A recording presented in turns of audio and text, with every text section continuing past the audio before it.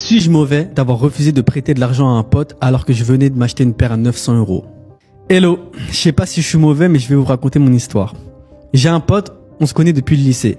On s'est déjà dépanné vite fait dans le passé, genre restaurant, billets de train, mais jamais des grosses sommes. Il y a 2 semaines, il m'appelle grave sérieux et il me dit qu'il a découvert et qu'il a une grosse facture qui doit passer.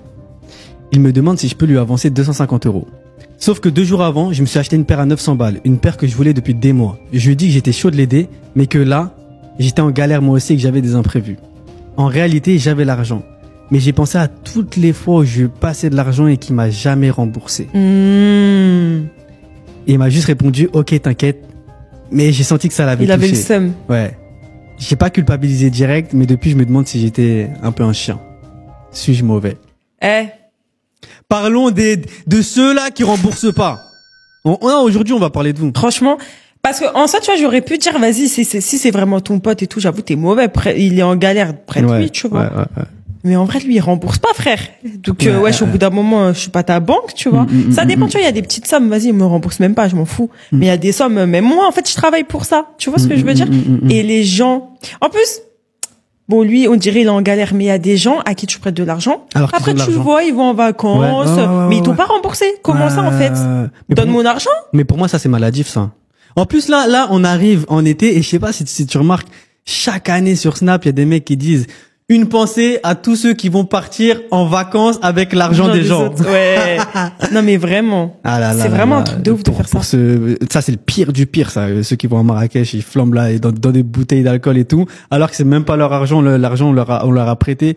Ah, c'est grave. Mais en plus, après, toi, tu vois, quand t'as prêté, t'as honte de redemander. Mais ça, moi, ça, c'est un truc vraiment. Pourquoi on a honte de redemander notre argent? Ouais, c'est vrai. Parce qu'en fait, ça fait comme si t'étais un crevard. Mais en fait, tu m'as dit que t'allais me rendre, non? Ouais, rends. C'est vrai. C'est pour ça, moi, en tout cas, moi, je suis quelqu'un qui demande, j'ai jamais demandé de l'argent à un pote à moi, si je dis pas de bêtises. Et si je devais demander de l'argent, ça serait vraiment, déjà, je pense, à ma famille, ensuite à mes potes. Après, ça dépend des gens, tu vois. Ça dépend les des relations que t'as avec ta famille aussi, parce que l'argent et la famille, c'est aussi un sujet qui peut être tabou, aussi, tu vois. Donc ouais, mais je me dis, bon, sois pas une personne qui demande comme ça, vas-y. Il y aura pas d'histoire d'argent et les gens ils te voient pas en chelou. En tout cas, on connaît tous quelqu'un comme ça dans son entourage. Et moi, j'ai quelqu'un dans ma tête. La vérité, j'ai quelqu'un. J'ai quelqu'un, elle a personne, que elle demande. Toi, tu vas te mettre des amis ados, toi. Ouais. On peut pas savoir. Que elle demande, elle rembourse jamais. Mais on voit que la personne, en fait, elle a de l'argent. Je sais pas comment. Et en fait, on dirait, la personne, peut-être que c'est ça dans l'histoire. En fait, elle met de côté son argent. Mais genre, elle va te demander. Mais c'est un Ponzi. D'argent. C'est un Ponzi. C'est ce qu'on appelle un Ponzi. Comment ça? En gros, elle va demander de l'argent aux gens. Donc, elle va accumuler ses sommes. Et quand les premiers vont lui dire, est-ce que tu peux me rembourser, s'il te plaît? Elle va rembourser l'argent avec ceux des derniers. T'as compris? C'est ce qu'on appelle une pyramide de Ponzi. Bernard Madoff. Sur Netflix, c'est incroyable. Mais t'as capté ou pas? Ouais, moi, c'était pas trop ça que je voulais dire. C'est juste que la personne, elle met de côté, elle va demander de l'argent aux autres. J'allais dire le nom de la personne. Genre, Ponzi. Rendez l'argent des gens. Voilà. J'ai trouvé le compte OnlyFans de la copine de mon pote et au lieu de lui dire, je me suis abonné avec un faux compte. Chelou, toi. Salut vous deux. Je suis tombé sur votre podcast et je me suis dit qu'il fallait que je vous balance cette histoire. En gros, il y a quelques mois, je me baladais sur Twitter tard le soir. Et je suis tombé sur un retweet chelou. C'était la copine d'un de mes potes. Et genre, vraiment elle. En mode lingerie, pose, provoque et tout. Comment je l'ai reconnue? Grâce à son tatouage unique. Wow. Mais toi aussi, t'es chelou, toi. Toi aussi, t'es chelou, ouais. Toi aussi, t'es chelou.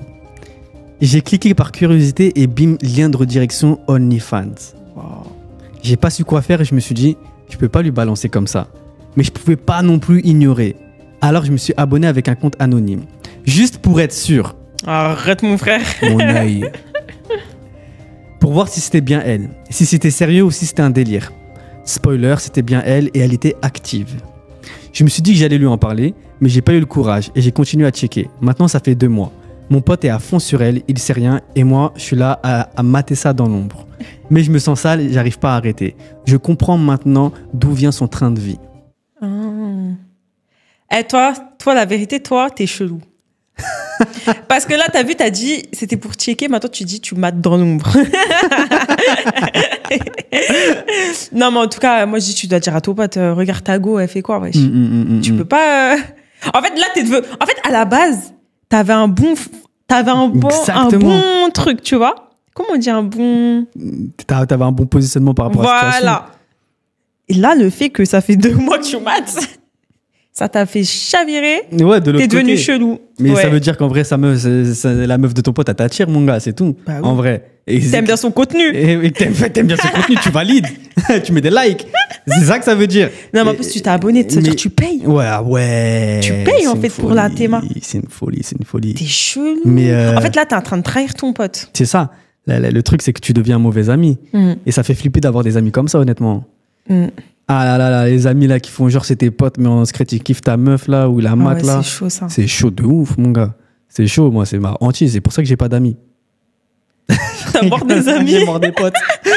J'ai pote avec toute la terre. De ouf.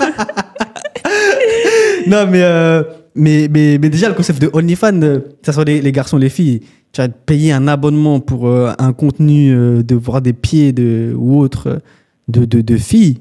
Je trouve ça délirant, frérot. Délirant, genre tu payes.